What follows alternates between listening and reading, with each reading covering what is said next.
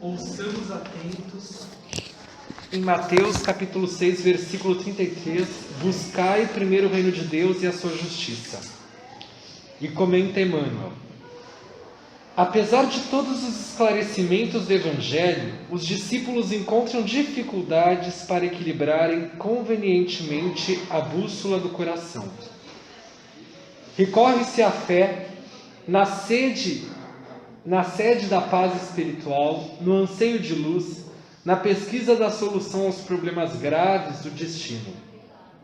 Todavia, antes de tudo, o aprendiz costuma procurar a realização dos próprios caprichos, o predomínio das opiniões que lhe são peculiares, a subordinação de outrem aos seus pontos de vista, a submissão dos demais à força direta ou indireta de que é portador, a consideração alheia ao seu modo de ser, a imposição de sua autoridade personalíssima, os caminhos mais agradáveis, as comodidades fáceis do dia que passa, as respostas favoráveis aos seus objetivos e a plena satisfação própria no imediatismo vulgar. Raros aceitam as condições do discipulado. Em geral, recusam o título de seguidores, querem ser favoritos de Deus. Conhecemos, no entanto, a natureza humana, da qual ainda somos partícipes, não obstante a posição de espíritos desencarnados. E sabemos que a vida burilará todas as criaturas nas águas lustrais da experiência.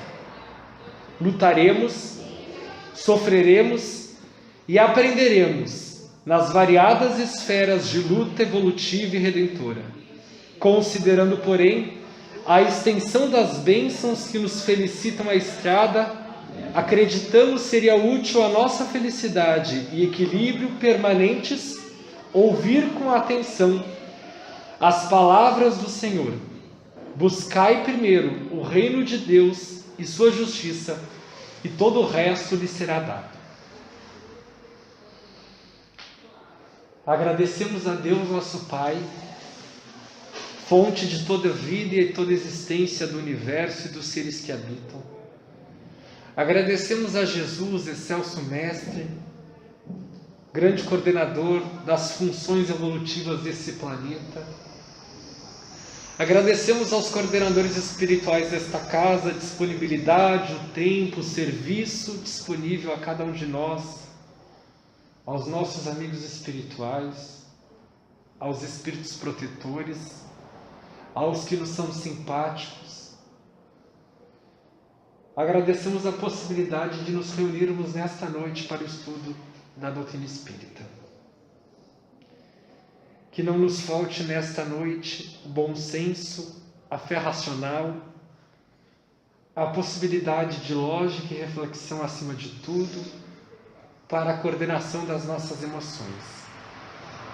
Que o equilíbrio, a harmonia, a estabilidade daquilo que sentimos se faça coordenados pela presença espiritual daqueles que aqui vieram dos planos maiores.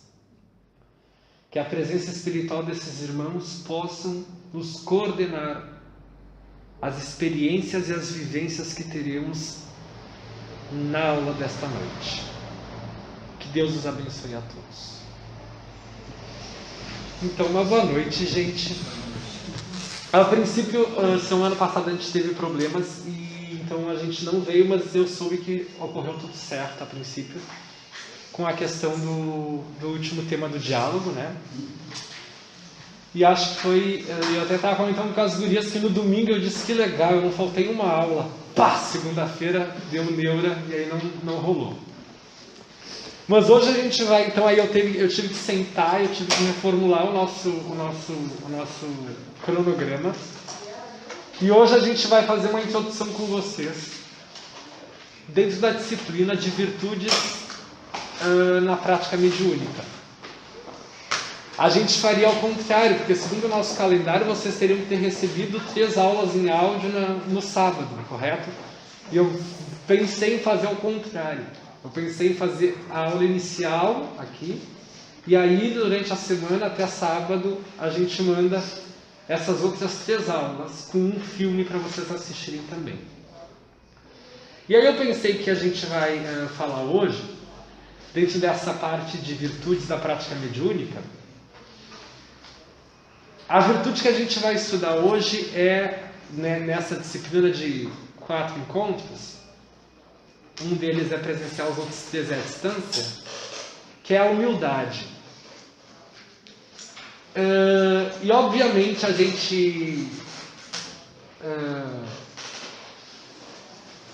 gente já coloca a problemática anterior da humildade, que é exatamente você não tem como reconhecer ou auto-reconhecer a humildade, porque a partir do momento que você auto-reconhece a humildade, ela desaparece. Porque ela é uma virtude autonomamente modesta, ela não se lança aos nossos olhos e às nossas visões. Então ela é muito relativa. Em verdade, qualquer tipo de virtude é totalmente subjetiva. Depende do contexto, depende do texto, depende do tempo, do contempo. Ou seja, existem vários fatores que vão fazer com que nós entendamos o que sejam as virtudes. Para isso, a gente vai ter que fazer uma construção filosófica doutrinária com Kardec para analisar o que sejam virtudes e aí nós partirmos para a ideia da humildade. Eu gosto muito de um filósofo que se chama Nietzsche, que ele tem um termo muito interessante que é filosofar com martelo, que é exatamente a gente refletir de maneira tão forte, sabe quando você pega o martelo e você bate? Ninguém sabe quando alguém está usando um alicate, mas todos sabem quando está usando um martelo, porque ressoa muito forte. E hoje, talvez a gente faça essa primeira prática de filosofar com um martelo dentro da doutrina espírita. Por quê? Por que essa crítica em relação a isso? Porque nos falta. Já começamos assim. Falta a nós independência espiritual. Isso significa o quê? Que falta a nós uma reflexão e uma retomada de estrutura daquilo que nós entendemos por doutrina espírita. Nós ainda estamos pensando que estamos numa creche de conhecimento espiritual. Nós ainda estamos esperando, salvaguardados, a presença de Jesus como uma salvação. Nós ainda estamos esperando o outro dizer aquilo que nós temos e necessitamos e queremos. Isto é sermos dependentes emocionais. É não estarmos procurando o reino de Deus, porque o reino de Deus está dentro de nós. Essa é a grande proposta. Procurai o reino de Deus e a sua justiça e todo o resto lhe será dado. Onde é que está o reino de Deus? Onde é que eu procuro o reino de Deus? Aí Jesus complementa em outro momento do Evangelho. O reino de Deus está dentro de vós, então eu tenho que procurar dentro de mim. E se é dentro de você, limitado pelo seu corpo e pelas suas experiências, a única pessoa que pode dizer o que é ou o que não é, o reino de Deus dentro de você, é você. Mas para isso você tem que se responsabilizar por isso que você está fazendo. E é exatamente aí que vem o porquê de sermos dependentes espirituais. Quando você é dependente, você não é responsável por aquilo que você tem. É muito fácil nós dizermos que nós vamos pagar aquilo que nós erramos. Essa ideia bancária espiritual, ela é uma ideia totalmente que assedia um processo quase filosófico e burguês de uma troca de favores. Isso é a evolução do processo de comprar o reino de Deus através de um certificado ou através de um processo de barganha. A gente não paga a moedinha no pacote aqui, porque aqui na Igreja Católica, mas a gente paga com um sofrimento, que a gente só vai pagar aquilo que a gente fez pagando o quê? Aquele donativo que é o quê? O seu sofrimento. Não. O sofrimento humano não é donativo para Deus. O sofrimento humano não é moeda de troca para aprendizagem. O sofrimento humano não pode ser visto como uma barganha espiritual. Você errou, para que você aprenda, você vai sofrer para tal. E aí a gente se contradiz totalmente com com tudo, tudo, tudo, tudo, tudo. E isto é uma ideia posterior a Allan Kardec, não é uma ideia em Allan Kardec.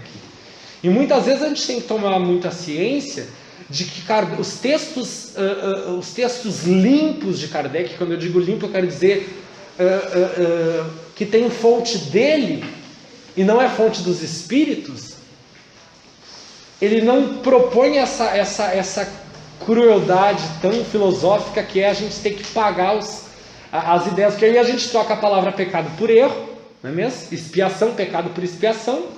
A gente troca justiça infernal por justiça expiatória, né? A penalidade, ela é uma penalidade que não é a longo prazo, como é a penalidade cristã. Você paga no inferno durante toda a eternidade.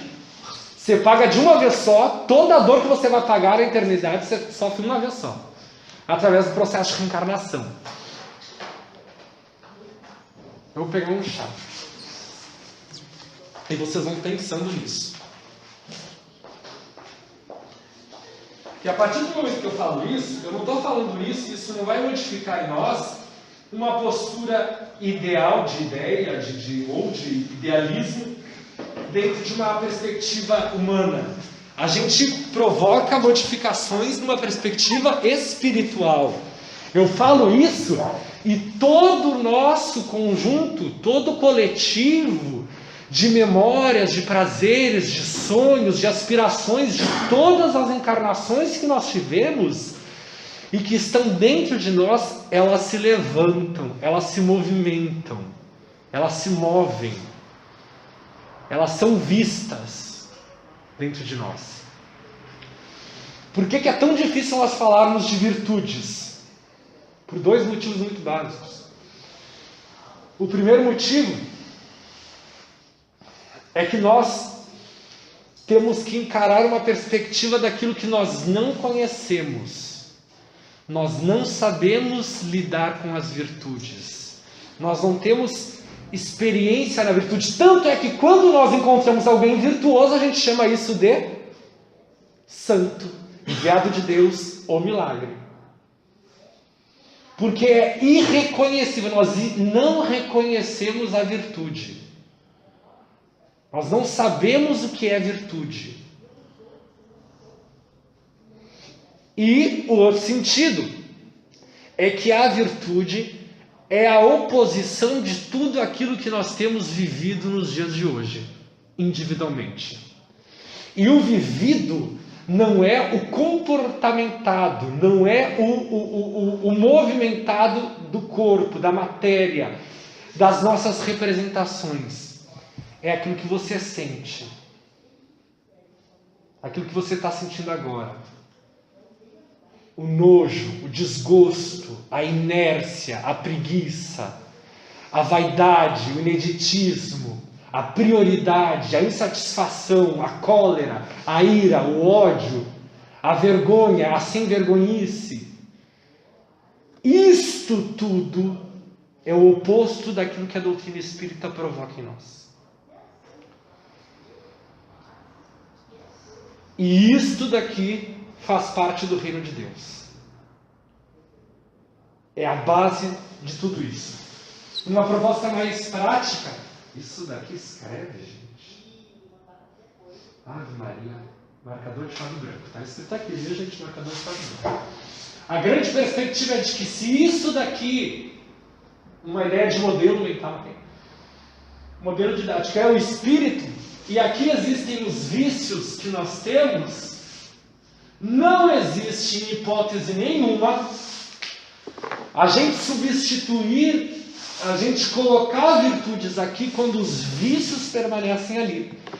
Mas também não é na prática da negação dos vícios que nós vamos conseguir colocar virtudes dentro. Não é tirar isto. Por quê? Porque as fontes espirituais que geram esses vícios são as mesmas fontes que vão gerar as virtudes. Nós temos que transmutar, transformar, dar oposição à forma, fazer com que o orgulho torne-se, por fim, humildade, que o ódio torne-se por fim um processo de amor, que a maldade torne-se por fim um processo de bondade. E quando eu digo isso, eu não digo de maneira piegas, eu digo de maneira a que os Espíritos colocaram no prefácio do Evangelho segundo o Espiritismo, quando eles disseram assim, isso foi o Espírito de verdade: os Espíritos do Senhor, que são as virtudes dos céus, como um imenso exército que se movimenta desde que dele recebeu o comando, espalham-se sobre toda a superfície da terra. Semelhante às estrelas cadentes, vêm iluminar o caminho e abrir os olhos aos cegos.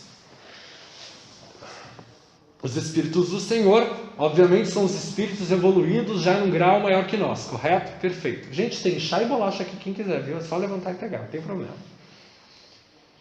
Esses Espíritos do Senhor são Espíritos evoluídos, ponto. Começaram como nós, foram criados como nós, começaram como nós, tiveram várias encarnações e chegaram no ápice de evolução espiritual. Eles não têm corpo físico, porque não estão encarnados, eles não têm perispírito, porque perispírito é matéria, sendo espíritos puros, eles são puramente espíritos. Como nós reconhecemos os espíritos superiores? Pelas virtudes. É por isso que ele diz, os Espíritos do Senhor, que são as virtudes do céu. Quando nós geramos virtudes em nós, nós somos estas virtudes. Quando nós geramos os vícios, nós somos esses vícios. Nós nos confundimos com a ira, nós nos confundimos com o ódio, com a inveja. E isto, se nós não tivermos essa noção, o nosso processo evolutivo, ele vai ser um processo evolutivo mais danoso, mais delicado no sentido de sensível, e mais longe da proposta de nós nos entendermos. Nós não temos que entender o mundo, o universo, o nosso filho, a nossa filha. Nós não temos que entender o que se fala e nem o que se ouve. Nós temos que entender o que se sente. O que existe, o que está sentado dentro de você. Vocês acharam que o sentar é de sentir, né? O de sentir é de sentir. Não. O que está sentado dentro de vocês? Por isso que eu pensei assim, a gente não pode falar de uma virtude tão forte, tão importante como a humildade, sem refletir tudo isso, não.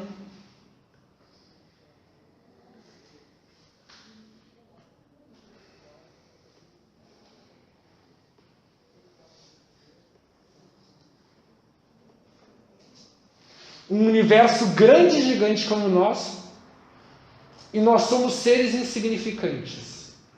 Mas isso parece que não tem noção nenhuma para a gente, não tem importância nenhuma. Porque essa insignificância não é de valor. Porque quem dá o valor para nós somos nós mesmos. Nós nos rebaixamos demais ou nós nos superlativizamos demais.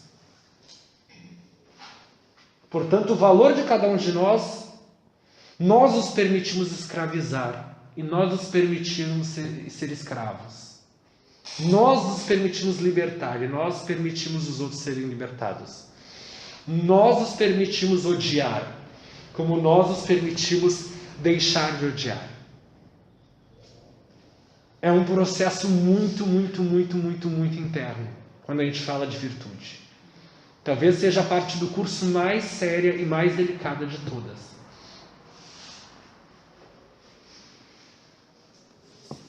Nisso, lá no Livro dos Espíritos, existem algumas perguntas que eu vou trazer para a gente poder pensar. Dentre os vícios, qual que se pode considerar como radical? O que é radical? É o que vem de raiz, é o que dá a fonte, é o que busca alimento. Nós o dissemos muitas vezes, e eles dizem, é o egoísmo. Formado por duas palavras, ego, do latim eu, e ismo, sufixo que dá variação para três tipos de palavras. Pode ser qualquer tipo de movimento, ou esporte, ciclismo, alpinismo. Pode ser um processo de doutrina filosófica, como budismo, hinduísmo, espiritismo, ou pode ser um processo patológico, vicioso, psíquico, como alcoolismo, egoísmo é um processo exatamente de, não só na área da psicologia, mas na área espírita, pontualmente, um adoecimento daquilo que se é, do ser em si. É por isso que nós estamos neste planeta, porque temos egoísmo. E isso faz com que nós sejamos pessoas doentes. Mas essa doença não é na perspectiva de não prestarmos para nada. Que tem essa noção, né? A gente tem essa noção de saúde social, né? Não é esse processo. A doença é um dispositivo de motivação para que nós possamos analisar o que está precisando reorganizar e reestruturar. E aí ele diz que é o egoísmo. Dele deriva todo o mal. Ou seja, toda a ausência do bem deriva-se de um processo não de encontro com o reino de Deus, que está dentro de nós, mas com esse processo de a gente fixar o adoecimento do nosso eu. A gente não definiu o que seja adoecer o próprio eu, mas nós podemos definir de uma maneira muito simples. O adoecimento do próprio eu é quando nós não damos o real e devido valor para aquilo que a gente é. Quando a gente não sabe o nosso valor, quando a gente não sabe o quanto a gente tem que ser importante para nós, quando a gente não sabe o que existe dentro de nós, o nosso eu adoece. Porque nós somos a fonte da nossa realidade espiritual. Nós vivemos conosco desde o primeiro sopro de existência e de vida espiritual nesse universo. E o que nós fazemos? Negamos desde sempre, em todos os processos reencarnatórios, a oportunidade de sermos indivíduos livres de qualquer ideia adoecida, de desvalor. Estudai todos os vícios e vereis que no fundo de todos está o egoísmo. Inutilmente os combatereis e não conseguireis extirpá-lo enquanto não houverdes atacado o mal em sua raiz. Não adianta lidar o mal com a aparência. Não adianta. Com a fuga. E é tão interessante que a vida, a gente diz assim, meu Deus, esse problema de novo, meu Deus, esse problema de novo, meu Deus, esse problema de novo. A pessoa passa 50 anos da vida lidando com o mesmo problema emocional. Isso é dentro da lógica espírita. Por que não atacar ainda a raiz de todo esse processo? E esse movimento de atacar a raiz é um processo de aprendizagem. A gente não ataca a raiz e não acha que vai retirar milênios de egoísmo bem estruturados e, como diz Emmanuel, sombras cristalizadas. A sombra definindo aquilo que está oculto, desconhecido, guardado, arquivado, na sombra da nossa realidade espiritual. E aquilo não é só a sombra imaginária da não-luz, ela é um cristal, ou seja, ela é formada através dos milênios, como todos os cristais são formados, de séculos, de dezenas de milhares de anos. Agora, o que nos faz termos a grande salvaguardação, ou seja, a ação de salvar-nos dessa ideia de que nós temos que sofrer para nos libertar, é saber que ir ao encontro da raiz, pela nossa própria autonomia, é um processo de aprendizagem que nós chamamos de auto-amor. O sofrimento que vem e nos atinge na vida, sem nós querermos, é o sofrimento de encontrarmos esse processo sem a nossa autonomia. Perder um filho, uma doença cancerígena. Isso eu estou falando com pessoas espíritas esclarecidas e que aqui tem total noção da lei de justiça e ação e reação. Então eu não preciso ficar justificando o que é o câncer, o que é isso, o que é aquilo. Cada um tem a sua idiosincrasia natural, cada um lida com suas problemáticas de maneira muito natural. Agora a grande questão é, quando o sofrimento ele vem a você, Esse sofrimento não vem para você sofrer. Ele faz você caminhar. Ele faz se movimentar. Para onde? Para a raiz de tudo o que faz. Você sente, para e pensa no seu eu. Quando você sofre, você pensa no seu verdadeiro eu. Na realidade do que existe dentro de você. E realidade é objetivamente aquilo que o rei diz que é. Aquilo que é real. Aquilo que é real é somente aquilo que quem tem poder fala. Expõe. E nós somos indivíduos que ainda esperamos os outros exporem para nós. Isso até dentro da doutrina espírita. Eu só vou fazer depois que aquilo da doutrina espírita dizer que eu pode ou não pode. Meu bem, a doutrina espírita não é um ente. Não é uma entidade que cristalizou numa capital de uma cidade europeia e comanda todas as outras no mundo. O espiritismo é uma doutrina filosófica, é um sistema de pensamento. Apenas. Eu. E daí só assim que a pessoa vai olhar para si mesma. Vai olhar para o reino de Deus, olhar para dentro de si, não for forçado externamente. O sofrimento na dor se olhar, né? A humanidade tem caminhado nele, né? Sem estudar a si mesmo. Isso está demorando essa questão de desenvolver, né? O homem. Se vocês pensem quanto tempo nós estamos gastando, com guerra, com morte, de todo tipo. Por quê? Porque o estúpido do ser humano, ele ainda não percebeu, diante de todas as doutrinas, e não é só Jesus no seu Evangelho, há 2016 anos atrás que fala isso. Textos do Bhagavad Gita expõem essa mesma realidade, de que o poder em si espiritual, ele se encontra dentro dos indivíduos, do ser.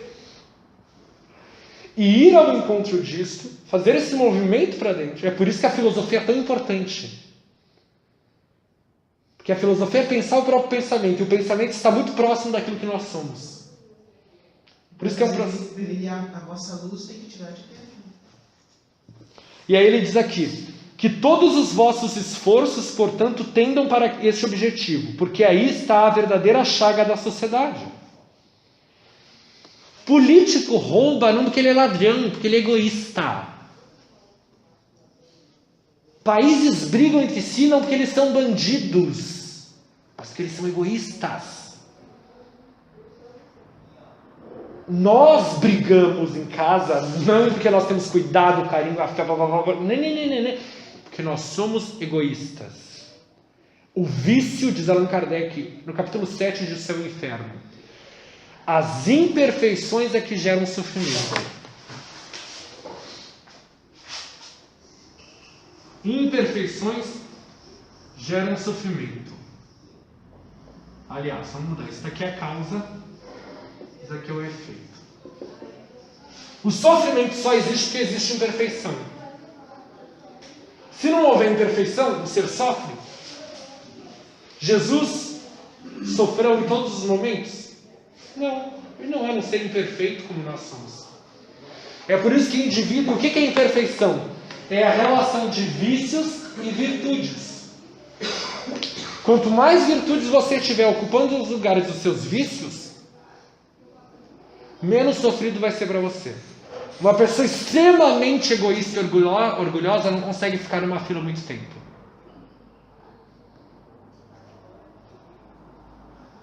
Porque gera ansiedade. A ansiedade é um vício que diz que você tem que ser especialmente atendido e primeiramente atendido. Porque o tempo tem que lhe obedecer.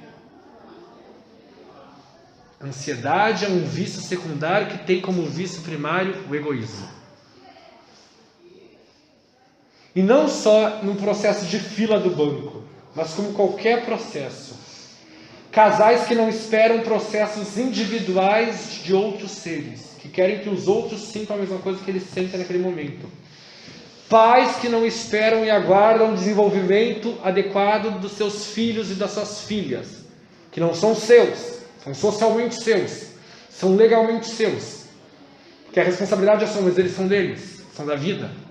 E quanto mais o pai for egoísta e a mãe for egoísta, no momento em que isso se der claro, que eles são da vida e deles, há sofrimento.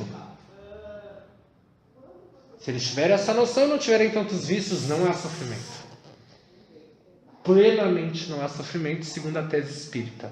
Se houver, a gente aceita que existe imperfeição dentro de nós. Todo aquele que quer se aproximar desde esta vida da perfeição moral, ou seja, emocional, deve extirpar de seu coração todo sentimento de egoísmo. Não é comportamento. Perceba que nós não estamos falando de comportamento, da aparência.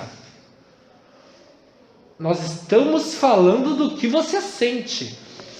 Cuidado para não achar que você aparenta. Ai, será que isso que eu estou fazendo é egoísmo? Não. Porque às vezes o egoísmo, às vezes as emoções elas não são claras na nossa análise, porque ele é tão objetiva e um comportamento e uma ação é tão objetiva. Mas o que ele diz aqui? O egoísmo é incompatível com a justiça, com o amor e a caridade. Ele neutraliza todas as outras qualidades. E aí o Kardec acho que começa a questionar isso que nós estamos questionando e pergunta: o egoísmo, estando fundado sobre o sentimento de interesse pessoal, parece bem difícil de ser inteiramente extirpado do coração do homem. Olha, o Kardec está sendo muito lógico. Fala, peraí, mas se o egoísmo é tão radical, é tão na raiz, e nós somos tão velhos, é difícil tirar isso dentro da gente. É difícil nós reformularmos. Então, se não é tirar, não é um processo, um exoprocesso, é um endoprocesso, é interno. Não tem como a gente macerar. Como é que a gente faz isso? À medida que os homens se esclarecem sobre as coisas espirituais, ligam menos valor às coisas materiais. Aliás, é preciso reformar as instituições humanas que o entretêm e o excitam. Isso depende da... O que vocês acham que é a resposta aqui? É preciso reformar as instituições humanas que o entretêm e o excitam. Isso depende da...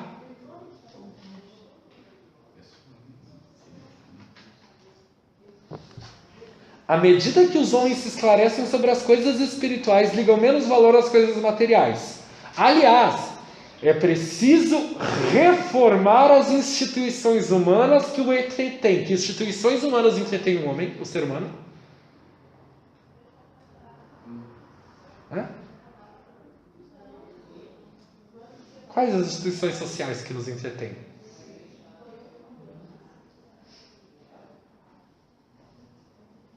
As básicas, hospital, as das 5 mãozinhas daquele presidente, 5 dedos do presidente, aquele educação, segurança, trabalho, sabe?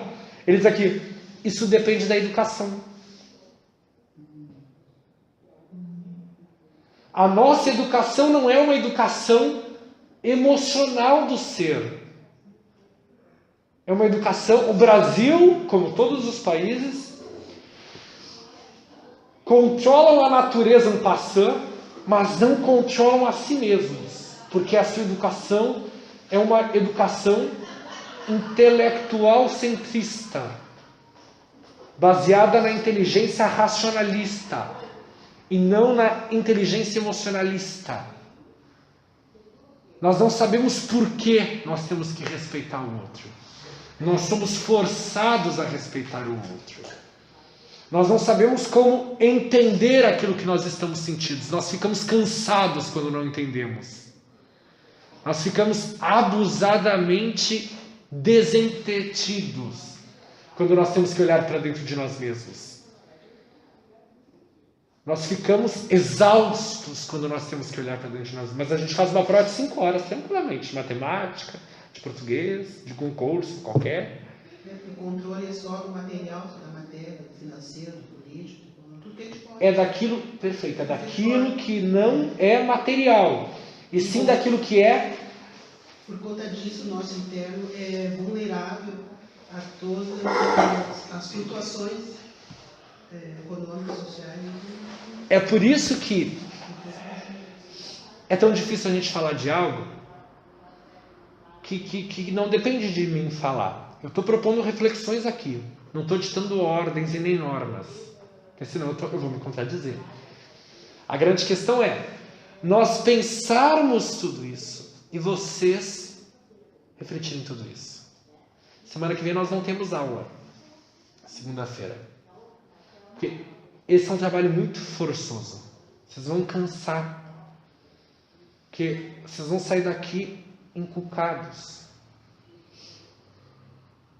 Vocês vão reobservar os problemas da vida de vocês e vão sentir isso na própria experiência. Isso não cabe a mim dizer sim ou não. Depende de vocês, do ponto de vista de vocês. O limite que vocês dão, o limite da realidade do mundo à vossa volta, é o limite que cada um de vocês limita por própria vontade. O mundo não é limitado. O conhecimento não é limitado. As coisas não são limitadas. Nós o somos. E nós lemos o mundo conforme temos consciência do nosso limite. Essa é uma verdade espiritual irredutível. Nós não podemos reduzir esse conhecimento a uma proposta de... Que coisa sem graça. Não. Não porque quando vem a morte de um ente querido, aí é que tem graça. A graça no sentido da sensação. De como exatamente aquilo que nós poderíamos ter desenvolvido, nós não desenvolvemos. Educação vem de edulcere, tirar de dentro. O que eu quero que vocês façam hoje é iniciar esse processo de tirar de dentro de vocês aquilo que vocês entendem por humildade. E não é um trabalho fácil. Aliás, é um trabalho horrível. E que eu não queria estar fazendo isso. Porque eu me obrigo a fazer esse mesmo processo. De tirar de dentro de mim coisas que eu não gostaria de tirar.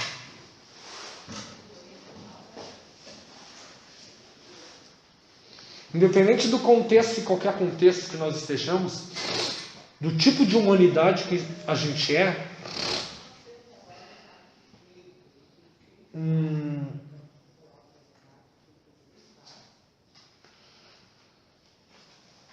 a gente só acaba falando daquilo que a gente conhece. E é por isso que eu não estou falando de humildade diretamente. Porque quem é que pode levantar a mão e dizer que é humilde?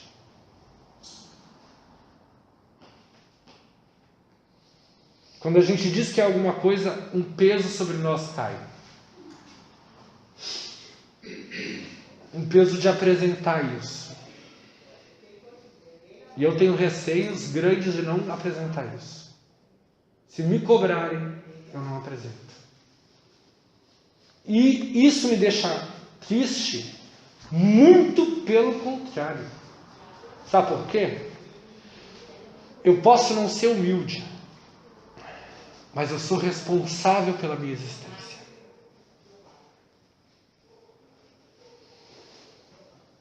E é mais fácil uma virtude na modéstia do que uma virtude na falsidade. De nós parecermos algo. Ao invés de apresentarmos a não ausência disso. O egoísmo, sendo inerente à espécie humana, não seria sempre um obstáculo ao reinado do bem absoluto sobre a Terra? É certo que o egoísmo é o vosso pior mal, mas ele se prende à inferioridade dos espíritos encarnados sobre a Terra e não à humanidade em si mesma. Ora, os espíritos em se depurando pelas encarnações sucessivas perdem o egoísmo como perdem suas outras impurezas.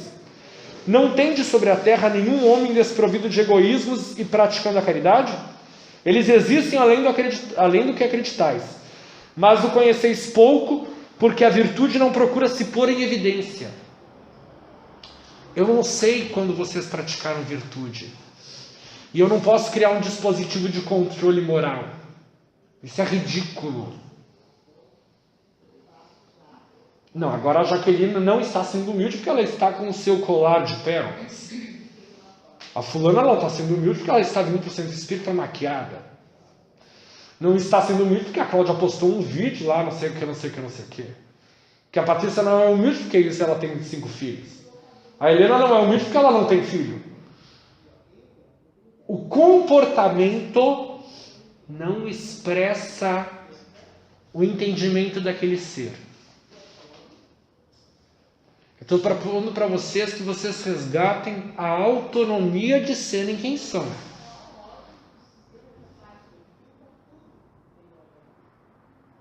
O quanto vocês são autônomos de si mesmos.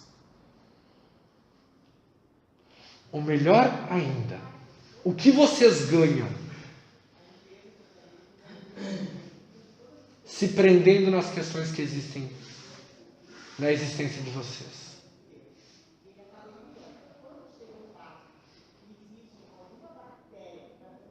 O que existe de bom? Qual é o ganho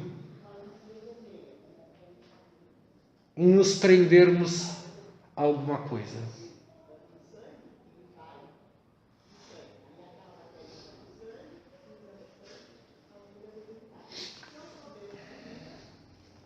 Qual é o meio de se destruir o egoísmo? De todas as imperfeições humanas, a mais difícil de extirpar é o egoísmo, porque ele se prende à influência da matéria, da qual o homem, ainda muito próximo da sua origem, não pode se libertar. E essa influência concorre para o sustentar. Suas leis, sua organização social, sua educação. O egoísmo se enfraquecerá com a predominância da vida moral e emocional sobre a vida material, e sobretudo com a inteligência que o Espiritismo vos dá de vosso estado futuro real, e não desnaturado pelas ficções alegóricas. A gente tem essas noções, a gente ainda acha que vai...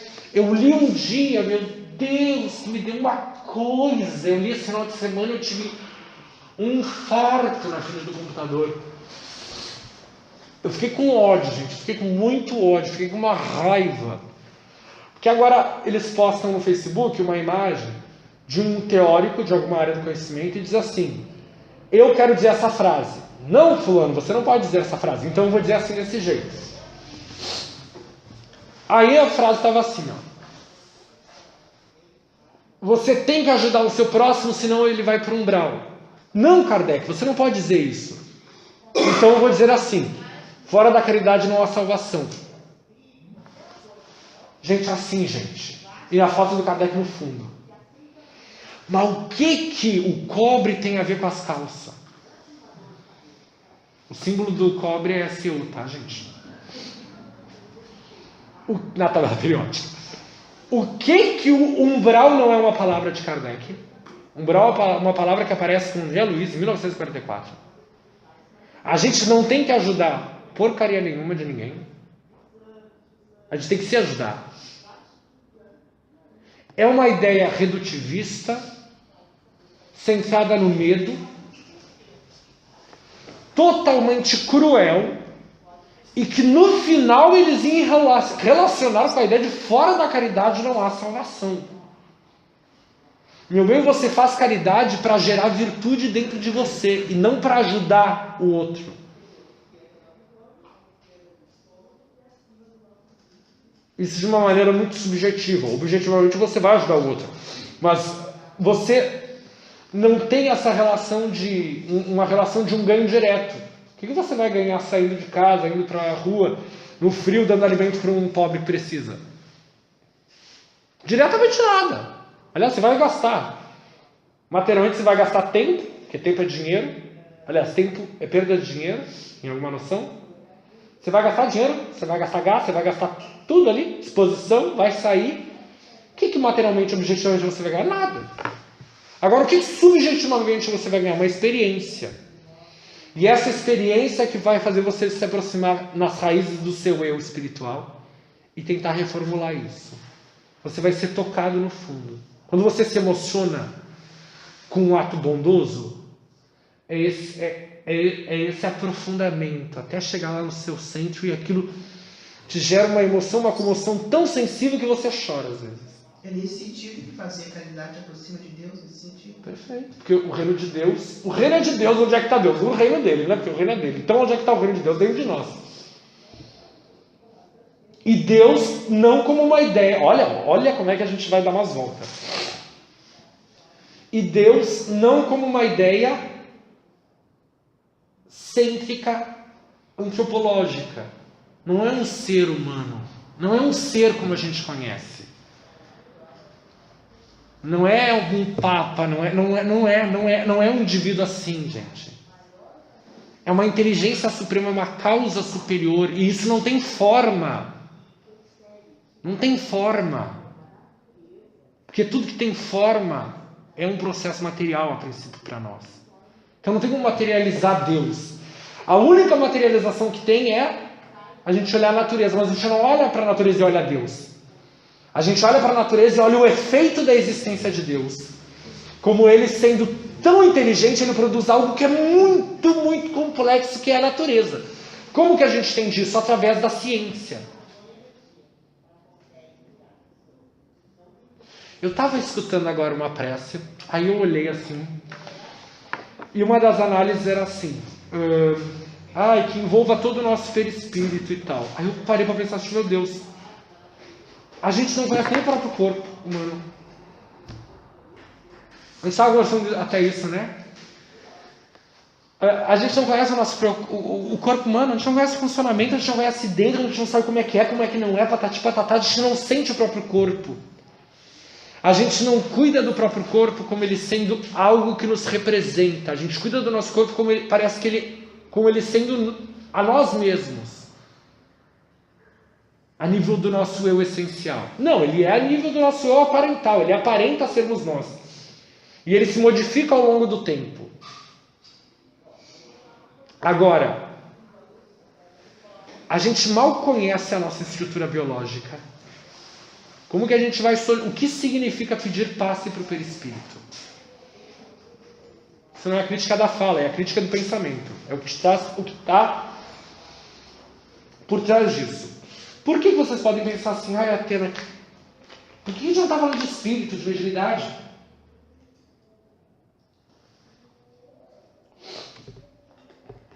Porque, fundamentalmente, o nosso processo de estudo mediúnico e a nossa formação mediúnica tem que passar por esse momento.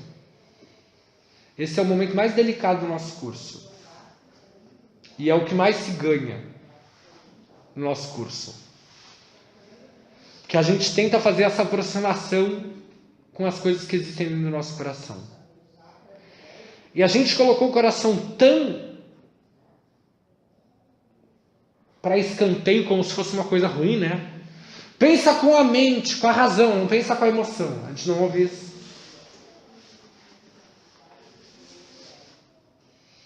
Qual que é o problema de pensar com a emoção? É porque nós não controlamos.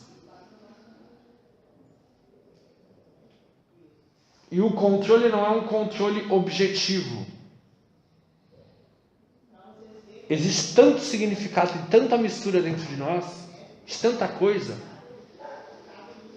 que a razão, obviamente, ela é diametralmente organizada, mas ela também é complexa, ela também é elaborada.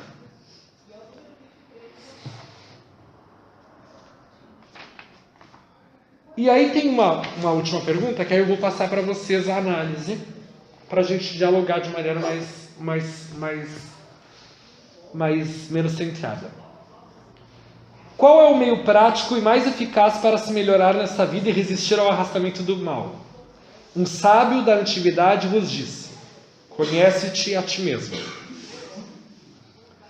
Compreendemos toda a sabedoria dessa máxima, porém a dificuldade está precisamente em se conhecer a si mesmo. Qual é o meio de conseguir? Kardec foi muito inteligente, né? O meio de se melhorar é conhecer a si mesmo. Mas o problema é exatamente isso. Tem que conhecer a si mesmo. A gente não se conhece. Como que a gente faz isso?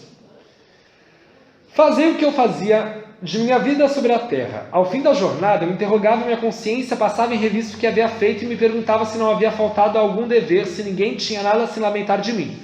Foi assim que consegui me conhecer e ver o que havia para reformar em mim. Aquele que cada noite lembrasse todas as ações da jornada e se perguntasse o que fez de bem ou mal, pedindo a Deus e ao seu anjo guardião para o esclarecer, adquiriria uma grande força para se aperfeiçoar, porque crede-me, Deus o assistiria. Questionai, portanto, e perguntai-vos o que haveis feito e com qual objetivo haveis agido em tal circunstância. Se haveis feito alguma coisa que censurais em outro, se haveis feito uma ação que não ousaríeis confessar, perguntai-vos ainda isso. Se aprovesse a Deus me chamar nesse momento, reentrando no mundo dos espíritos, onde nada é oculto, eu teria o que temer diante de alguém? Examinai o que podeis ter feito contra Deus, contra o vosso próximo e enfim contra vós mesmos. As respostas serão um repouso para a vossa consciência, ou a indicação de um mal que é preciso curar. E aí Kardec faz uma análise... ainda não era Kardec. O conhecimento de si mesmo é, portanto, a chave do progresso individual. Você quer progredir individualmente? Conhece quem tu é. Mas direi, como se julgar? Não se tem a ilusão do amor próprio que ameniza as faltas e a desculpa? Eu gosto tanto de mim que eu não vou me julgar da mesma maneira que eu julgo o outro, porque eu me gosto. O avarento se vê simplesmente econômico e previdente. O orgulhoso crê não haver senão a dignidade. Isso é verdade, mas tendes um meio... isso é verdade, mas tendes um meio de controle que não pode vos enganar. Quando estiverdes indecisos sobre o valor de uma das vossas ações, perguntai-vos como a qualificareis se fosse feita por outra pessoa. Se a censurais em outrem, ela não poderia ser mais legítima em vós, porque Deus não tem duas medidas para a justiça. Procurai saber também o que pensam os outros a respeito, e não negligencieis a opinião dos vossos inimigos, porque estes não têm nenhum interesse em dissimular a verdade, e frequentemente Deus os coloca ao vosso lado como um espelho para vos advertir com mais franqueza que o faria um amigo. Que aquele que tem vontade séria de se melhorar, explore, pois sua consciência explore. Sabe o que é explorar? De exploração mesmo, de adentrar uma caverna, de olhar cada detalhe. Você está procurando alguma coisa? Não, você não é uma busca. Aí a exploração é tirar de dentro de fora para analisar. Mas para isso você tem que adentrar.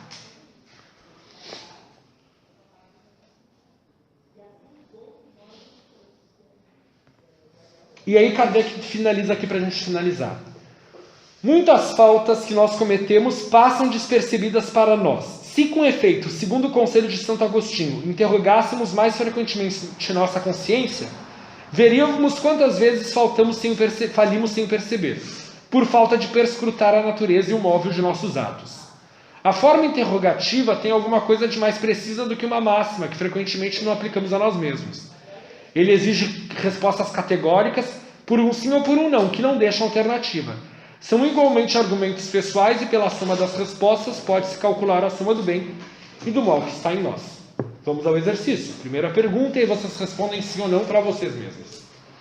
Você se considera uma pessoa humilde? E responda para si mesmo. Você se considera uma pessoa bondosa? Responda a si mesmo. Você se considera uma pessoa compreensiva? Você se considera uma pessoa justa? Você se considera uma pessoa cruel? Você se considera uma pessoa orgulhosa? Você se considera uma pessoa impiedosa? Você se considera uma pessoa vaidosa? Você se considera uma pessoa equilibrada? Você se considera uma pessoa inteligente? Você se considera uma pessoa emocionalmente saudável? Você se considera uma pessoa bonita? Você se considera uma pessoa simpática? Você se considera uma pessoa magra? Você se considera uma pessoa gorda? Cada pergunta que eu fiz depende de um contexto.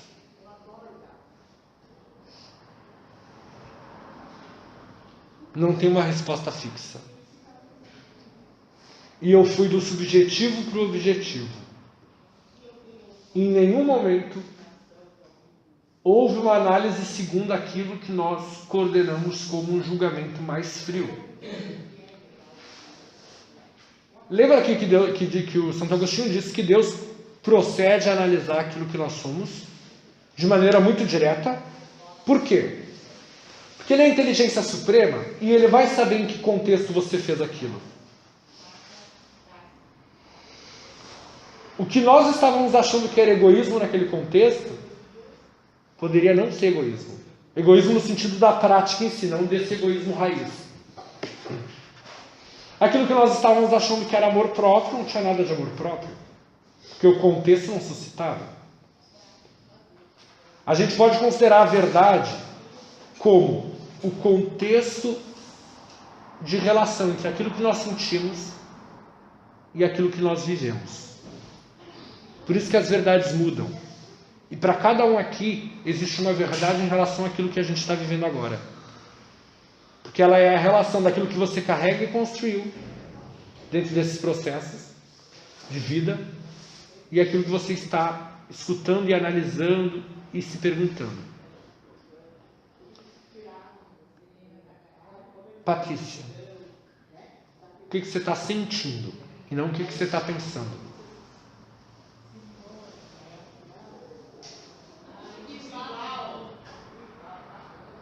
Que ainda tenho muito para melhorar. Pelas perguntas que fez. E te chateia isso? Mas o melhorar não é algo positivo? Sim. Então por que te chateia? Por egoísmo? É. Por já achar que tu tinha um nível desenvolvido e quando você para pensar e analisar que você não tem todo esse nível desenvolvido, há um sofrimento interno. Isso que acontece com a Patrícia acontece com todos nós. A gente vê aquilo que existe dentro de nós, mas vê o lado negativo, né? A realidade do sofrimento, ela é baseada na ideia de que a gente deveria ser super evoluído, quando na verdade não é. Mas depende novamente em que contexto você vai dizer isso. Se você for se comparar com algum indivíduo de alto nível evolutivo, óbvio que a gente vai ficar muito mal. Agora, correlaciona isso com um espírito que comete crimes potencialmente violentos. De mães que abandonam os filhos. E assim vai. Patrícia aqui, o que você está pensando? O que você está pensando, não o que você está sentindo, agora ao contrário. Pensando na minha caminhada, né? Que como eu tenho que melhorar meus vícios. Isso que eu tô pensando. É muita coisa? Tem muita coisa pra mudar. Dá um medo? E como que você faz para lidar com isso?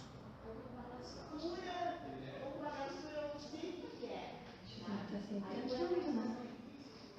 Mas como que se faz o movimento de lidar com o medo de tentar? Eu faço me conhecer, né? Conhecendo meus vícios, né?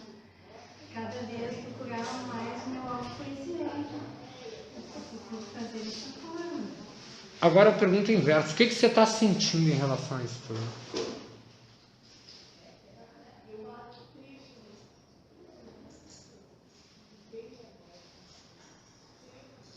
Uma certa angústia, assim. Uma angústia de quê? De algo que não se tem ou algo que se tem em excesso? Acho que é algo que eu tenho que fazer. Então é algo que não se tem. É uma ação que não se existe ainda.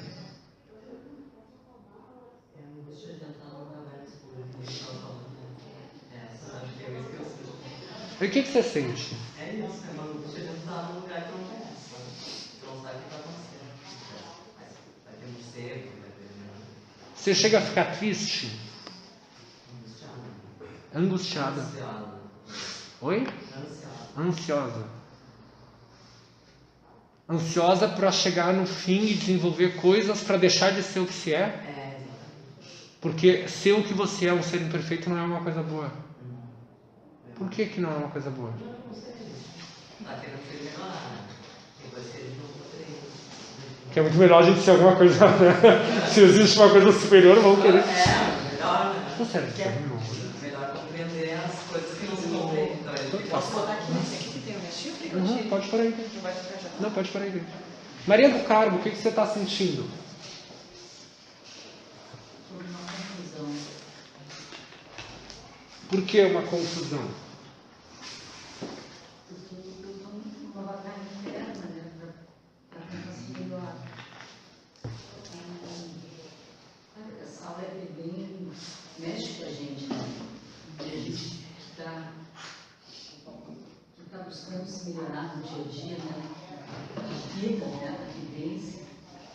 E pensa que melhorou um pouquinho, daqui a pouco tu vê que melhorou um pouquinho, nem melhorou, né? Eu acho que já tem lucidez, daqui a pouco surge uma situação que não tem, sabe, eu acho assim, como uma criança, né, com o egoísmo, eu acho que está um pouco mais humilde, tu nem sabe direito o que é humildade. Você fica triste com isso? Fico, quando eu me vejo, sabe, cometendo assim,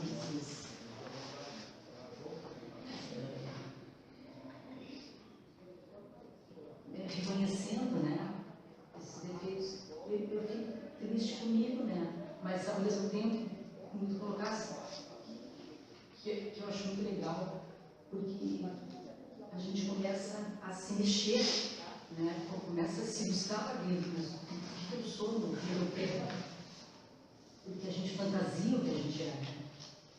Aí a gente começa a vivenciar as coisas, começa a ver, não, mas eu não sou isso, eu não sou aquilo, sou tão pequenininho, né? Você sabe que você falou a palavra confusão e um dos significados que você pode dar para a palavra, semanticamente, para a palavra confusão é a fusão do todo, é a junção de tudo. Quando você está confusa, você está unindo tudo, você está misturando tudo, inclusive, e o tudo dentro de você é você. Por isso que uma coisa é boa quando a gente cria essa confusão interna, esse fusionamento das coisas, dos elementos que existem dentro de nós, da reposição de tudo isso. Ana, o que você está sentindo? Uma sensação de impotência, por verificar o quão imperfeito ainda somos, e eu diria sim e não para todas as perguntas que tu fizeste. Sempre há momentos em que tu diz sim e outros não. Mas você queria ser poderosa? Não, Mas então você não queria... mais seria poderosa. Então quando você diz Mas que eu você acho se que é sente... uma sensação de impotência porque tu tem uma trajetória muito longa a percorrer ainda. Para atingir muitos objetivos, não a perfeição. Você se sente insegura? Sim. Você não sente segura, você não consegue se segurar, você não consegue se tocar. Quando você fala disso, você não consegue se perceber dentro de você mesma. Muito pouco. E aí você não se segura, né? E aí dá a sensação de que você não tem poder sobre si mesma. E aí você é impotente. Irani, o que você está sentindo? Olha, um pouco de frustração comigo, medo, angústia também, porque olha, eu sei, compro bastante e eu fico muito na zona de conforto e não consigo sair e às vezes eu me acho incapaz, eu penso, poxa, as pessoas sabem tanto, né? Eu tenho uma ansiedade de conseguir mais, eu não consigo. Aí eu fico bastante ansiosa com isso, aí as coisas acontecem E aí eu fico com vergonha, eu fico das vezes sempre que eu duvidei de tanta coisa bonita, tanta misericórdia que eu recebo depois, né? E eu tenho esses baixos, assim, sabe, de duvidar de mim, de duvidar da misericórdia divina. Aí eu fico com vergonha e aí eu penso, será que eu vou ter capacidade um dia de mais, de melhor que eu quero, né?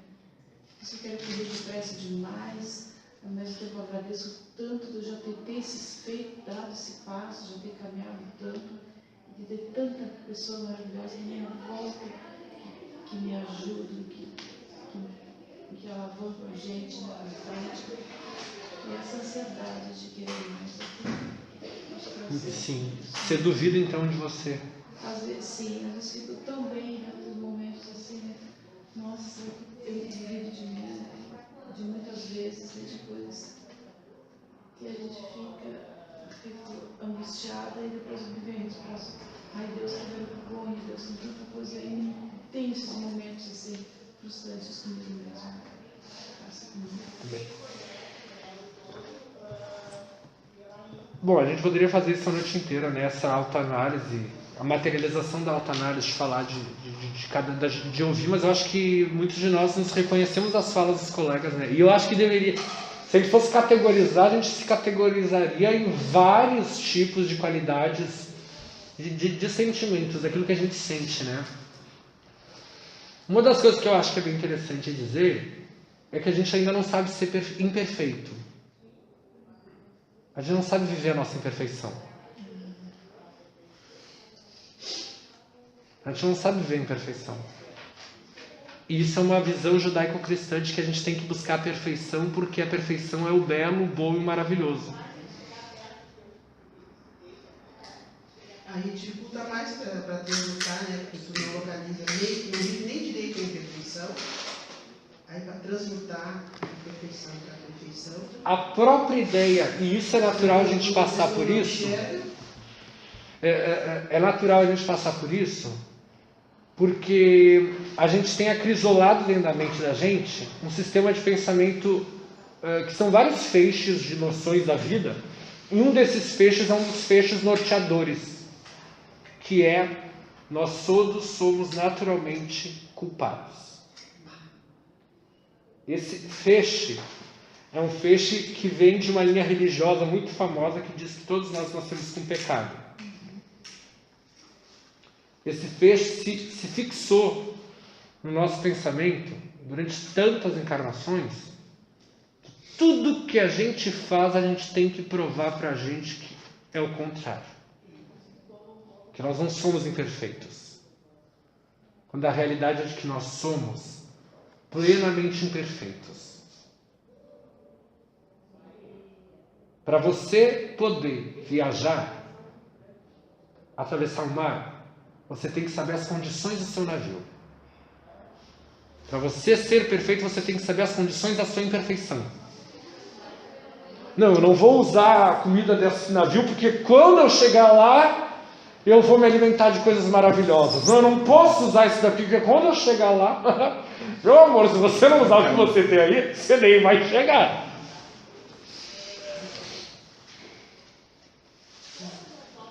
Então é coisa assim, né? A gente também não pode usar, assim, ficar, eu tô angustiada, porque eu não consigo. Tu tem que fazer o melhor de ti, né? É que nem, por exemplo, assim, uma frase que eu gosto muito, assim, tem que ser mãe tem que ser suficientemente boa.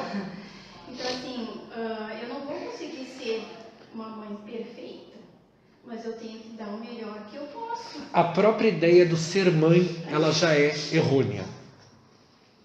Ela já é um papel totalmente cruel. A própria ideia suficientemente boa, não, você tem que ser imperfeitamente boa. Eu tenho que saber que eu vou me esforçar. Que você tem limites. Sim, e que às vezes dá vontade de jogar a criança no chão e eu vou errar. e não querer mais pegar a criança ou deixar de... Eu não vivo a experiência de maternidade, posso já ter vivido, mas quem é sensível o suficiente olha e ouve outras mães dizerem. E ela diz assim, faz 2 anos que eu pelo menos acordo todas as noites 3 vezes. E eu penso, meu Deus, Se eu ficasse uma semana, eu já tinha matado. Faz parte do nosso processo.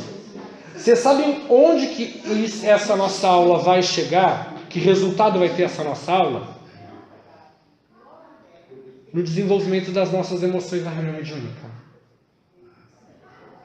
As pessoas não conseguem trabalhar o aspecto mediúnico por todo um processo, e o que nós fizemos hoje aqui foi um ato de humildade.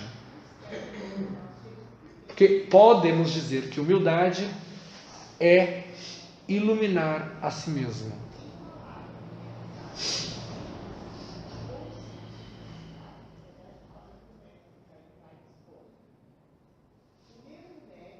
Quando você ilumina a si mesmo, você vê o que tem dentro de você e você não exterioriza.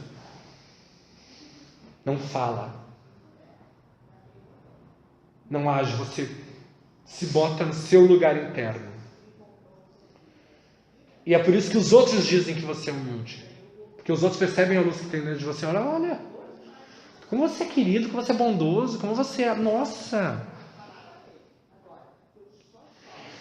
Agora, quando você percebe tudo aquilo que existe nas entranhas do seu espírito imortal, por causa da humildade, que é essa luz que você acende, você não consegue agir de maneira não modesta, porque você sabe que você não é aquilo.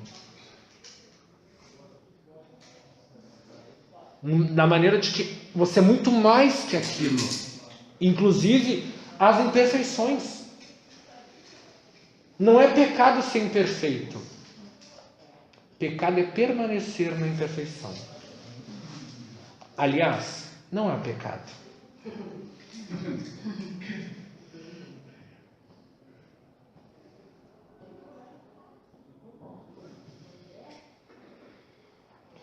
Uma última coisa, para nós encerrarmos, é que não existe ninguém, nem Deus, nem Jesus, nem os Espíritos, ninguém que possa colocar barreiras naquilo que você é. Se você tem uma barreira na sua frente, você colocou isso aí um dia, porque tinha necessidade. Passou o tempo e talvez hoje não haja mais necessidade dessa barreira. Desse obstáculo. A barreira tornou-se agora um obstáculo.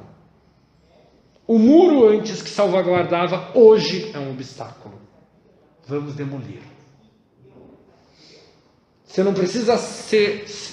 e isso, obviamente, eu ouvi a Irani, eu ouvi a Patrícia, ouvi a Vê, ouvi a Ana, a Maria do Carmo. Mas eu ouvi pensando em mim, da perspectiva daquilo que eu sou, daquilo que eu sinto. E cada um aqui fez isso em relação à sua pessoa, à sua realidade. Tá ok? Peguem as suas mentes e perguntem para a próxima aula. Que barreiras eu construí que hoje são obstáculos? Isso não tem nada a ver com o de fora. São pensamentos formados dentro da nossa cabeça que a gente acha que sempre existiram. Mas na verdade eles foram construídos em algum momento por nós. E houve essa necessidade. Isso que nós fizemos é uma aula de filosofia espírita. Sobre virtude. Não dizer, você deve ser humilde, porque Jesus disse que a gente tem que ser humilde. Ah, gente, pelo amor de Deus, né? Se a gente fala para uma criança de 6 anos de idade, ela te rebate com uma noção filosófica da vida muito mais complexa. A gente às vezes gosta de ser burro. Vou dizer bem francamente, às vezes eu gosto de ser burra. É bom ser burra. Como é bom ser burra, gente. Porque eu não preciso responder a mim mesmo, eu não preciso buscar, eu não preciso explorar, eu não preciso me incomodar, eu não preciso ficar confusa. Eu não preciso fundir dentro de mim para reorganizar as coisas. Aí eu prefiro, aí eu observo como é danoso ser burra. Como é perigoso ser burra. Tá certo? Semana que vem não tem aula. Ok? Vou enviar um texto para vocês para leitura em casa e um vídeo. eu preciso que vocês assistam esse vídeo. Quem já assistiu, vai assistir seguindo a perspectiva da nossa aula de hoje. Na verdade, eu vou fazer o seguinte, eu vou mandar 2 links do YouTube de 2 vídeos. São 2 filmes, na verdade. Quem já assistiu um, assistiu o outro. Quem não assistiu o outro, assistiu um. Quem assistiu os 2, assistiu alguma coisa. Tem que ser esses 2. Mas depois de vocês terem feito o quê? Analisado isso que nós falamos hoje. Se vocês quiserem analisar o artigo que eu vou mandar, leiam por cima, assim, não precisa bater, não é um tratado filosófico, é só uma análise de tentar organizar os conceitos que existem no texto. Lê uns 3, 4, 5 parágrafos, se está bom para ti, se a tua realidade se comporta num processo de análise com aquilo, perfeito. Se o título já te faz uma reflexão bombástica, perfeito. Se receber o e-mail já te provoca uma reflexão e você não quer fazer o download, não tem problema. Mas eu preciso que vocês assistam um vídeo. E deixem-se sentir com o que o vídeo vai propor para vocês. Com o que o filme vai propor para vocês. Na verdade, eu vou mandar 3 vídeos. Eu estou pensando que vai ter algum esperto que vai dizer, eu já assisti os 2, então eu não vou assistir. Na verdade, eu vou mandar um filme. Eu vou mandar Irmão Sol e Irmão Lua. Esse é Madre Teresa de Calcutá. E Todos Somos Diferentes, que é um filme indiano. Esse é mais difícil, por isso que eu pensei em me soprar aqui. Todos somos diferentes. Eu vou mandar. Gente, obrigada por tudo. Desculpem-me qualquer coisa. Você quer falar alguma coisa? Sim, ó. A aula, eu não sei se para mim, para vocês também foi muito importante. Eu não tenho colocado na aula da Atena, nós estamos procurando o site que ela diga onde colocar. Mas essa aula vai estar no site que eu tenho que colocar. Tá?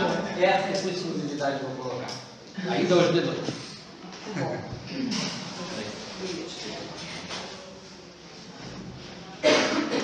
Ana, por favor, faça a prece de encerramento para a gente.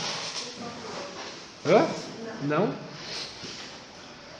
Irani, por favor, faça a prece de encerramento para a gente.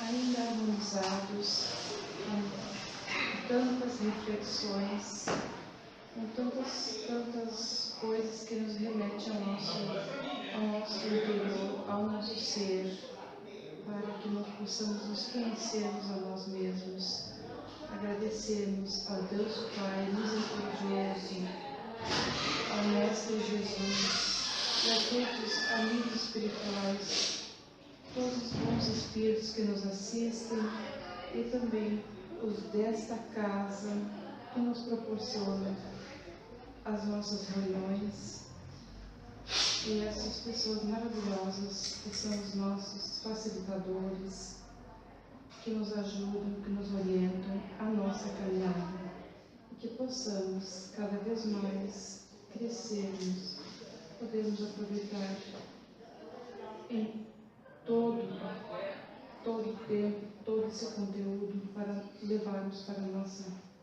nossa vida, para o nosso dia a dia. E que, de alguma forma, de alguma sorte, possamos um dia, humildemente, alcançar, com todas as nossas imperfeições, tudo que almejamos e que viemos aqui buscar. E que assim seja. Um último pedido, vocês têm que pelo menos abraçar 5 pessoas, mais de 5 segundos, ok? Vocês podem escolher as pessoas, mas contem 5 pessoas, abracem durante 5 segundos bem forte.